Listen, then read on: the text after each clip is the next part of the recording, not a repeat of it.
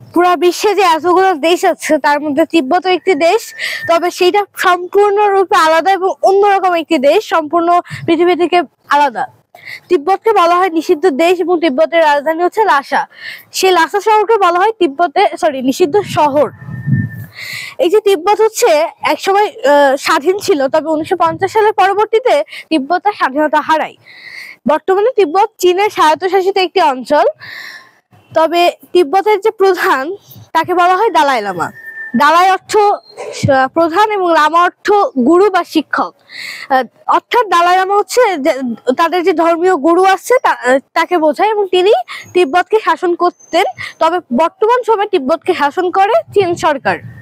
তিব্বতের মানুষের জীবনধারা সম্পূর্ণ প্রাকৃতিক এবং পাশাপাশি তাদের তিব্বত বেশ কয়েকটা কারণে বিখ্যাত। যেমন পোতালা প্যালেসের কারণে তিব্বত অনেক জনপ্রিয়। পোতালা প্যালেস নির্মিত হয় অনেক আগে, প্রায় 1500 শতাব্দীর দিকে। এই পোতালা প্যালেস নির্মাণ করেন পঞ্চম দালাই লামা। এই পর্যন্ত 14 জন দালাই লামা আছেন তিব্বতের। পঞ্চম দালাই লামা নির্মাণ করেন সেই 1500 শতকে। তবে এই পোতালা প্যালেস সম্পর্কে বিশ্ববাসী জানতে পারে 1905 সালে।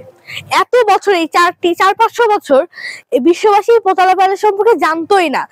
আমেরিকান ন্যাশনাল জিওগ্রাফিক পত্রিকায় একবার এই পোতালা প্যালেসের ছবি সহ এর বর্ণনা লেখা হয়। তার পরবর্তীতে এই পত্রিকার মাধ্যমে পুরো বিশ্বের মানুষ এই সুন্দর পোতালা প্যালেস সম্পর্কে জানতে পারেন।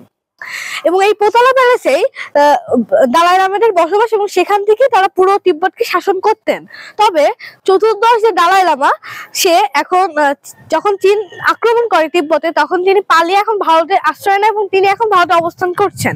তবে তিব্বত, আমরা যেমন এক এক ধর্মীয় মতবাদ অনুসারে মানুষের মৃত্যু ঘটার পর মানুষের মৃতদেহ আমরা মুসলিমরা কবর দিই, হিন্দুরা বা বৌদ্ধরা পোড়ায়। তিব্বতীরা কি করে, তারা লাশ নদীর পাড়ে নিয়ে যায়। পরবর্তীতে মানুষের লাশ টুকরো টুকরো করে কেটে নদীতে মাছের খাবার হিসেবে ভাসিয়ে দেওয়া হয়। তারা এই একটা নৃশংস এমন কাজ করে।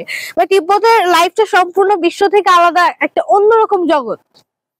এবং চীন থেকে তিব্বতে যাওয়ার যে রেলওয়ে, সেটা পৃথিবীর সব থেকে উচ্চতম রেলওয়ে। এর আগে এমন উচ্চতম রেলওয়ে পৃথিবীতে কোথাও নেই বা তৈরিও হয়নি। সমুদ্রপৃষ্ঠ থেকে প্রায় 4500 বা 4500 মিটার উঁচুতে এই তিব্বতের অবস্থান। তিব্বত যে মালভূমি, এটি পৃথিবীর সবথেকে উচ্চতম মালভূমি এবং এইটাকে পৃথিবীর ছাদ বলে আখ্যায়িত করা হয়।